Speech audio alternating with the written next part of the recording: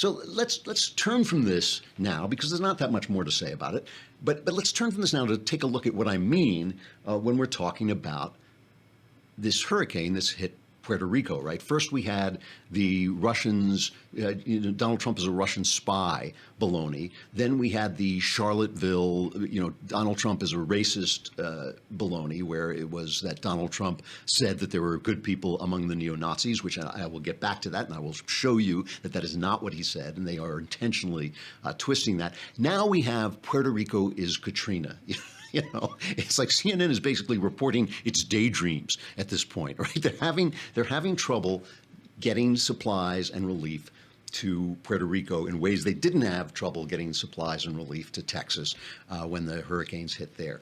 And some of this, most of this is because FEMA.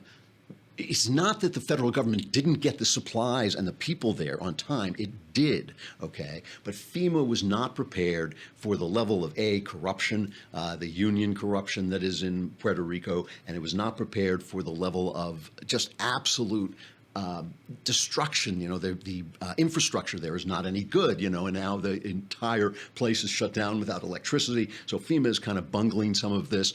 It's not that, Trump didn't make sure that all the people got there. It's that the logistics on the ground are really difficult. Trump did make, I think, one mistake. There's an act, what's it called? The Jones Act, I think, that it requires that you use American shipping to send stuff to Puerto Rico. And at first he didn't suspend it, and then he suspended it for 10 days, which is not going to be enough. He should just suspend it. I mean, I know that the shippers don't want this to happen. They like their little monopoly. Tough, get the stuff to the people. So now the mayor of San Juan, which is the only city in Puerto Rico anybody knows about, the mayor of San Juan, far leftist, Carmen Cruz, her name is, she starts criticizing Trump and obviously trying to build up this Katrina narrative. She shows up on TV with a hat that says help us, or a t-shirt, I'm sorry, that says help us, we are dying. And she starts saying that Trump doesn't do a good job. And Donald Trump responds with his usual grace by just opening up on her. He says, the problem is that he says such poor leadership, this is a tweet, such poor leadership ability by the mayor of San Juan and others in Puerto Rico who are not able to get their workers to help. They want everything to be done for them when it should be a community effort. Obviously a graceless thing to say when people are in trouble, but we're so tired of the politicization of everything. And it seemed clear that this very, very left-wing mayor of San Juan had been position told to go out, because before this happened, the people in Puerto Rico were saying, no, Donald Trump is helping us out. He's sending us the stuff we need.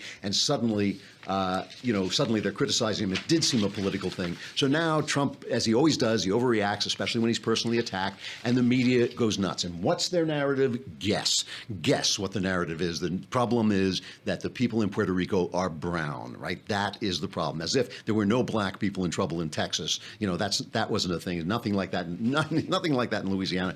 But here's just Brian Stelter, just as a sample of what CNN is selling this week in their garbage sale. At best, the president's tweets are insensitive today. I think at worst, Fred, they are a racist dog whistle, a disgraceful reaction to what he's seeing on television. He's clearly watching the mayor of San Juan on CNN and other channels, calling for more help, begging for more help, and reacting this way. I think it's personally beyond the pale and unpresidential. And I think it's a tough situation for journalists because we've got to call it that. We've got to identify what we're seeing. I'm so glad that all of our reporters there in Puerto Rico are describing what's actually happening on the ground. And I hope the president, in between his golf game today, watches more of those reports from the ground rather than just impulsively reacting to what he's seeing from the mayor of San Juan. Thanks, Brian, for pouring oil on the troubled waters of the country. What a jerk, I mean, come on. So, of course, this is the two-step, right? It's not just the news. It's not just the media, the left-wing media, which it all is. It's also the politicians then know that they can show up and say these outrageous things. I mean, come on. Does anybody truly think that Donald Trump woke up and said, we're not going to send anything to Puerto Rico. Those people are brown. I mean, come on. Come on. So Bernie Sanders, right, who should be hiding away on any day when a mad shooter goes nuts, he comes out and he hammers the narrative home. Now, the White House denies it, but there are a lot of critics who say that race or ethnicity might be playing a factor here. What do you think? Well, look, given the president's history on race, given the fact that he, a few months ago, told us that there were good people on both sides when neo-Nazis were marching in Charlottesville, yeah, I think we have a right to be suspect that he is treating the people of Puerto Rico in a different way than he has treated the people of Texas or Florida. Okay, now let's just stop here for a minute, because this is part of what happens in the media, and this is part of the way it works. They start with a lie. We on the right debunk the lie. They kind of back off it, but then they circle back around, and then the lie becomes enshrined in the narrative. So now Bernie Sanders can go and speak the lie about Charlottesville as if it were just part of what we all accept to be history, all right? Let's go back for a minute, because this has really bothered me for a while. Let's go back and look at what Trump said that day, all right?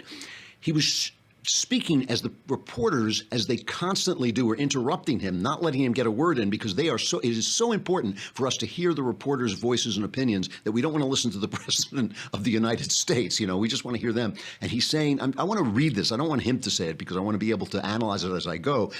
Trump is talking over them. He says, excuse me, they didn't put themselves down as neo-Nazis.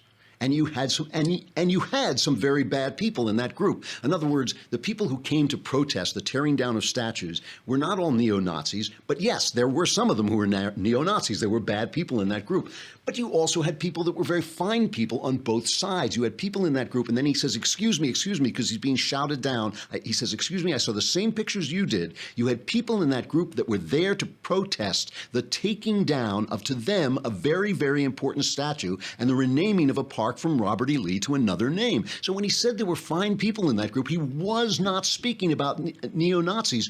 And if the press didn't wanted to clear that up, they would ask him. Do they ever ask him? No. Why? Because they want it like this. They want us to be divided. They want us to hate one another. The right and the left, you know, not the far, look, the far right and the far left are always going to be at daggers drawn, but I am talking about conservatives and liberals. They want us to hate one another so that we don't communicate, because they are Democrats, and they can sell, as long as they can sell the narrative that the right is evil, they can sell you the crappy policies of the Democrats, the non-working, failed policies of the Democrats. If they ever had to assume, if I say, gee, I disagree with tearing down the statue of Robert E. Lee, if they ever had to assume, well, maybe he has some good reason for saying that, maybe he has some positive reason, maybe as he likes his fellow Americans and he says that, why would he say that when it seems so strange to me? If they ever would say that, they would destroy their own narrative. Just to add to this, just to say, I've told you what I think about what's going wrong in Puerto Rico, but here is a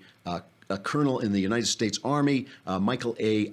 Valle, I think his name is V-A-L-L-E. He's a commander of the 101st Air and Space Operations Group and director of the Joint Air Component Coordination Element, 1st Air Force, responsible for Hurricane Maria relief. That's the hurricane in Puerto Rico, and the efforts to bring the relief there. He is a first-hand witness of the U.S. Department of Defense response supporting FEMA in Puerto Rico, and he is a Puerto Rican himself with family members living in the devastation. He says his passion for the people is second for none, and of the criticism, he says, it's just not true. I have family here, my parents' home is here, my uncles, aunts, cousins are all here. As a Puerto Rican, I can tell you that the problem has nothing to do with the U.S. military, FEMA, or the DOD. The aid is getting to Puerto Rico. The problem is distribution. The federal government has sent us a lot of help. Moving those supplies, in particular fuel, is the issue right now, and they just can't get the generators and all this stuff.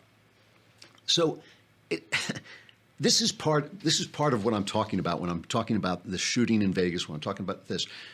We feel like we have to strike back. They lie. They pour lie on lie on lie. They even offhanded things where they just say, oh, in Charlottesville, he said this, a lie. And making a lie part of the narrative. He didn't say it. He didn't say it. And so we feel we have to strike back, and then we're brought down to that level. And not only do we feel we have to strike back, in many ways I feel that we have elected a president who will strike back. I've been saying this again and again, and we're going to take a break in a minute, but I've been saying this again and again, that Trump was elected. He was elected to fight back against these people, and his rudeness and his sometimes bullying and sometimes his saying things that are untoward are part of the fact, part of the reason the people who love him is because they've been hammered by these people. They get hammered on the late night comedy shows. They get hammered at the movie award ceremonies. They get hammered in the rock songs. They get hammered in the news shows. They get hammered every day, and this is the only way they could get anyone powerful enough with a big enough voice to strike back. But what does it do to us? And that's what I'm going to deal with at the end of today's show when we get to our crappy culture. But first, we're going to go to Michael Knowles.